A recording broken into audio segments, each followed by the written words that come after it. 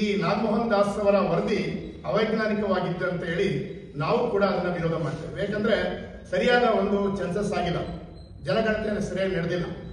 ನಾವು ಹೇಳೋದಿಷ್ಟೇ, ನಾವು ಯಾವ ಎಡಗೈ ಸಮುದಾಯದ ವಿರೋಧಿಗಳು ಅಲ್ಲ.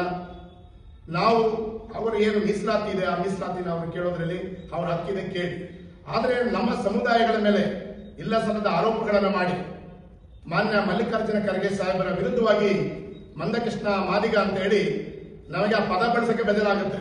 ಹೊಲೆಯ ಮಾದಿಗ ಪದ ಇದು ಬಾಬಾ ಸಾಹೇಬ್ ಅಂಬೇಡ್ಕರ್ ಅವರು ಅವರ ದೃಷ್ಟಿಕೋನದಲ್ಲಿ ಇದು ಬಹಳ ಅವಮಾನ ಪದಗಳು. ಈ ಪದಗಳನ್ನ ಮನುವಾದಿಗಳು ಇದನ್ನ ಜಾರಿಗೆ ತಂದ್ರು. ಈ ಪದ ಇವತ್ತು ಕೂಡ ಚಾಲ್ತಿಯಲ್ಲಿದೆ. ನಾವು ಹೊಲೆಯ ಮಾದಿಗ ಅಂತ ಬೈದ್ರೆ ಅವ್ರ ಮೇಲೆ ಅಟ್ರಾಸಿಟಿ ಆಗ್ತದೆ. ಪರಿಶಿಷ್ಟ ಜಾತಿ ಪರಿಶಿಷ್ಟ ವರ್ಗಗಳ ದೌರ್ಜನ್ಯ ಕಾಯ್ದೆಯಲ್ಲಿ ಅವರನ್ನ ಪ್ರಕರಣ ದಾಖಲು ಮಾಡ್ತೀವಿ. ಆದರೆ ಇವತ್ತು ಅದೇ ಪದಗಳನ್ನ ಇವತ್ತು ನಮ್ಮ ಆಂಧ್ರದಲ್ಲಿ ಆದಂತ ಒಂದು ಘಟನೆ ಏನಪ್ಪಾ ಅಂದ್ರೆ ಆ ಒಳ ಮೀಸಲಾತಿಯನ್ನ ಆಂಧ್ರ ಪ್ರದೇಶ ಮತ್ತು ತೆಲಂಗಾಣದಲ್ಲಿ ಜಾರಿ ಆಯಿತು.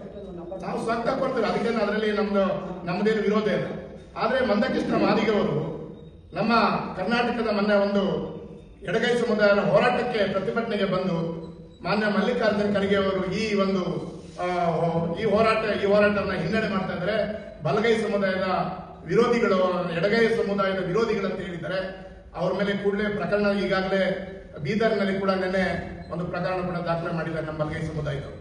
ಯಾಕಂದ್ರೆ ಒಬ್ಬ ರಾಷ್ಟ್ರೀಯ ನಾಯಕರು ಈ ದೇಶದಲ್ಲಿ ಒಬ್ಬ ಕಾಂಗ್ರೆಸ್ ಪಕ್ಷದ, ನಾವು ಪಕ್ಷ ಅಂತ ಏನಿಲ್ಲ, ಇದುವರೆಗೂ ಯಾರು ಕೂಡ ಕಾಂಗ್ರೆಸ್ ಪಕ್ಷದಲ್ಲಿ ರಾಷ್ಟ್ರೀಯ ಅಧ್ಯಕ್ಷರಾಗಿಲ್ಲ. ಆದರೆ ಅವರ ಸುಮಾರು 50 ವರ್ಷಗಳ ಹೋರಾಟ ಅವರಿಗೆ ಆ ಒಂದು ಪದವಿಯನ್ನು ತಂದುಕೊಡ್ತು. ಇವತ್ತು ಅವರ ವಿರುದ್ಧ ಅವಹೇಳನಕಾರಿಯಾಗಿ ಮಾತಾಡ್ತಾ ಇದ್ದಾರೆ. ಸಾಧಿಸಿದರೆ ಇದರಲ್ಲಿ ನಮ್ಮ ಪರಿವರ್ತನೆ ವೇದಿಕೆಯಿಂದ ನಾನು ಈ ಒಂದು ಹೋರಾಟಕ್ಕೆ ಭಾಗಿಯಾಗಿದ್ದೀನಿ. ಬಂಧುಗಳೇ, ಅಂಬೇಡ್ಕರ್ ಸಾಹೇಬರು ಹೇಳಿದ್ದಾರೆ ಮತ್ತು ಅದೇ ರೀತಿ ದಾದಾ ಕಾಂಶೀರಾಮ್ ಸಾಹೇಬರು ಹೇಳಿದ್ದಾರೆ, ಜಾತಿಯನ್ನು ಬಿಟ್ಟು ಸಮಾಜವನ್ನು ಕಟ್ಟಿ ಅಂತ. ಆದರೆ ಇವತ್ತಿನ ಪರಿಸ್ಥಿತಿ ನಮ್ಮ ಏನು ಒಕ್ಕೂಟದ ಕೈ ಚಪ್ಪಾಳೆ ರೀತಿಯಲ್ಲಿ ಇರುವಂಥದ್ದನ್ನ ಬಿಡಿಸ್ಕೊಂಡೋಗೋದಕ್ಕೋ ಇಲ್ಲ ಅವರ ಉನ್ನತವಾಗಿ ಏನೋ ತೋರಿಸ್ಕೊಳೋದಕ್ಕೇನೋ ಅವಿವೇಕ ಅಂತ ಕೆಟ್ಟ ಮಾತುಗಳನ್ನು ಉಪಯೋಗಿಸಿ ಕೆಲವೊಂದು ವರ್ಗಗಳನ್ನ, ಕೆಲವೊಂದು ವ್ಯಕ್ತಿಗಳನ್ನ, ಅಣ್ಣ ತಮ್ಮದನ್ನೇ ದಿಕ್ಕು ತಪ್ಪಿಸುವಂತ ಹುನ್ನಾರಗಳು ನಡೀತಾ ಇದೆ.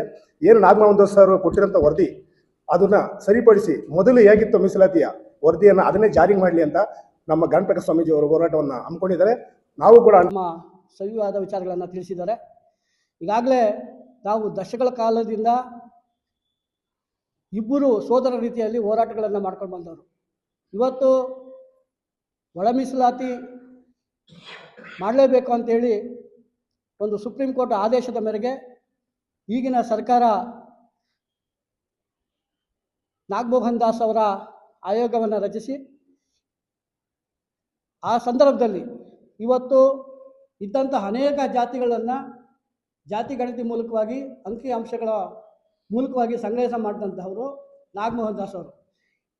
ಇವತ್ತು ಆದಿ ಕರ್ನಾಟಕ, ಆದಿ ದ್ರಾವಿಡ, ಆದಿ ಆಂಧ್ರ ಮತ್ತು ಛಲವಾದಿ, ಬಲಗೈ ಈ ಥರ ಎಲ್ಲ ಸಮುದಾಯಗಳು, ಮಾದಿಗ ಮತ್ತು ಈ ಥರ ಎಲ್ಲ ಇದ್ದಂಥವನ್ನ ಇವತ್ತು ಏನಾಗಿದೆ ಅಂದರೆ ಎಲ್ಲ ಕೂಡ ಅಂಕಿಅಂಶಗಳು ಕೊಡಬೇಕಾದಂಥ ಸಂದರ್ಭದಲ್ಲಿ ಇವತ್ತು ನಮ್ಮ ಸ್ನೇಹಿತರು ಹೇಳ್ದಂಗೆ ಇಲ್ಲಿ ಭಾಳಷ್ಟು ಬಲಗೈ ಸಮುದಾಯ ಈ ಕ್ಷೇತ್ರದಲ್ಲಿ ಇದ್ದೇವೆ. ಆದರೆ ಇವತ್ತು ಎಲ್ಲೋ ಅಂಕಿಅಂಶಗಳಲ್ಲಿ ಕಡಿಮೆ ತೋರಿಸುವಂಥ ಕೆಲಸಗಳನ್ನು ಇವತ್ತು ಬೇರೆ ಬೇರೆ ಜಿಲ್ಲೆಗಳಲ್ಲಿ ಕೂಡ ಅದೇ ಥರ ಕೆಲಸ ಮಾಡಿ ಇವತ್ತು ಏನು ಆ ವರ್ಗೀಕರಣ ಮಾಡುವಂತಹದ್ರಲ್ಲಿ ವರ್ಗ ಎ ಬಿ ಸಿ ಅಂತ ಮಾಡಿದ್ದಾರೆ.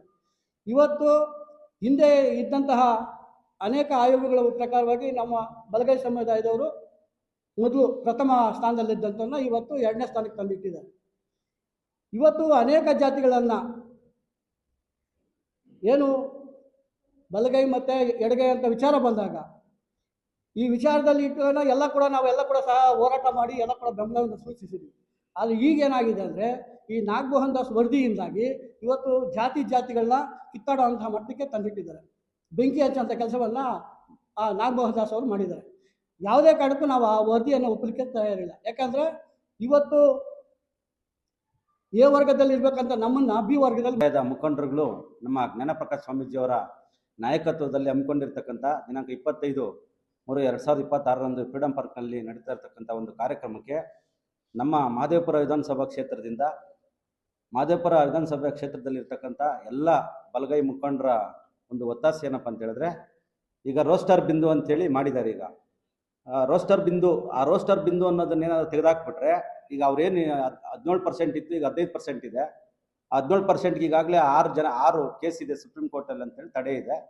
ಇರುವಂಥ 15%ಅಲ್ಲಿ 5, 5, 4, 1 ಅಂತೆಲ್ಲ ಮಾಡ್ತೀರ ಅಂತ ಹೇಳ್ತಿದ್ದಾರೆ. ಆ ರೀತಿ ಮಾಡಿ ಆ ರೋಸ್ಟರ್ ಬಿಂದು ನೀವೇನಾದ್ರು ತೆಗೆದುಬಿಟ್ರೆ ಒಂದು ಸಣ್ಣ ಮಿಸ್ಟೇಕ್ ಅಷ್ಟೇ ಅಲ್ಲಿರೋದು. ಆ ರೋಸ್ಟರ್ ಬಿಂದು ಇರೋದ್ರಿಂದ ಇನ್ನು 5 ವರ್ಷ ಪ್ರವರ್ಗ ಎ ಅಂತ ಏನು ಮಾಡಿದ್ದಾರೆ ಮಾದಿಗ ಸಮುದಾಯ, ಅವ್ರಿಗಷ್ಟೇ ಮೀಸಲಾತಿ ಸಿಗುತ್ತೆ. 5 ವರ್ಷಗಳ ಕಾಲ ನಮ್ಗೆ ಯಾವುದೋ ಒಂದು ಸಣ್ಣ ಒಂದು ಹುದ್ದೆ ಸಿಗೋದಿಲ್ಲ. ಈ ರೋಸ್ಟರ್ ಬಿಂದು ತೆಗೆದುಬಿಟ್ಟು ಅವ್ರಿಗೊಂದು ಹುದ್ದೆ ನಮಗೊಂದು ಹುದ್ದೆ ಅಂತೇಳಿ ನೀವು ಕೊಡೋದಾದರೆ ನಾವು ರಾಜ್ಯ ಸರ್ಕಾರನ ಸ್ವಾಗತ ಮಾಡ್ತೀವಿ. ಹಾಗೇನೆ ಈಗ ಮಾದೇಪುರ ಜಲಸಂಘ ಅಂತೇಳಿ ಸುಮಾರು ಒಂದು 15 ವರ್ಷದಿಂದ ಇಲ್ಲಿ ಕಾರ್ಯನಿರ್ವಹಿಸ್ತಾ ಇದೆ. ಇಲ್ಲಿ ಆ ಒಂದು ಸಂಘದ ಉದ್ದೇಶ ಏನಪ್ಪ ಅಂತ ಹೇಳಿದ್ರೆ, ಈಗ ಎಲ್ಲರೂ ಇದ್ದಾರೆ, ಇಲ್ಲಿ ಹಿರಿಯ ಮುಖಂಡರು ಎಲ್ಲರೂ ಇದ್ದಾರೆ. ಇಲ್ಲಿ ಬಲಗೈ ಮತ್ತು ಎಡಗೈ ಸಮುದಾಯದಲ್ಲಿ ಯಾವುದೇ ಒಬ್ಬ ಮುಖಂಡರಿಗೆ ರಾಜಕೀಯವಾಗಿರ್ಬೋದು ಅಥವಾ ಬಲಾಟ. ಎಲ್ಲರಿಗೂ ಜೈ ಭೀಮ್. ಎಲ್ಲ ನಾಯಕರಿಗೂ ವಂದಿಸಿ ನಾನಿವತ್ತು ಹೇಳೋದೇನೆಂದರೆ, ಈ ಬಲಗೈ ಎಡಗೈ ಏನು ಸಮುದಾಯ ಇವಾಗ ವಿಂಗಡಣೆ ಮಾಡಿದ್ದಾರೆ, ಇದು ಆ ಕಾಲದಿಂದ ಇಲ್ಲ. ಇವಾಗ ಇವ್ರ ದುರಂತರಕ್ಕೋಸ್ಕರ ಇವ್ರು ಮಾಡಿಕೊಂಡು ಎಲ್ಲರನ್ನೂ ಸಪ್ರೇಟ್ ಮಾಡೋಕ್ಕೆ ಏನೇನೋ ಮಾಡ್ತಾವ್ರೆ. ಇವರು ರಾಜ್ಯಕ್ಕೆ ಬಂದುಬಿಡ್ತಾರೆ, ಇವರು CMಗಳಾಗ್ಬಿಡ್ತಾರೆ ಅಂತೇಳ್ಬಿಟ್ಟು ಇವ್ರ ಕುತಂತ್ರ. ಇದು ನಡಿಬಾರ್ದು. ಈ ಎಡಗೈಯವರು ಇದನ್ನೆಲ್ಲ ಯೋಚನೆ ಮಾಡಿ ಇಷ್ಟು ದಿವಸ ಹೆಂಗಿದ್ರೋ ಹಂಗಿದ್ರೆ ಅದಕ್ಕೆ ಭಾರಿ ಒಳ್ಳೆಯದು. ನಾವು ಅದಕ್ಕೆ ಸಹಿಸ್ಕೊಂಡು ಹೋಗ್ತೀರಿ. ಇಲ್ಲ ಅಂದರೆ ಮುಂದಿನ ದಿನಗಳಲ್ಲಿ ನಾವು ತುಂಬ ಹೋರಾಟ ಹಮ್ಮಿಕೊತೀರಿ ರಾಜ್ಯ ಮಾಡಿ.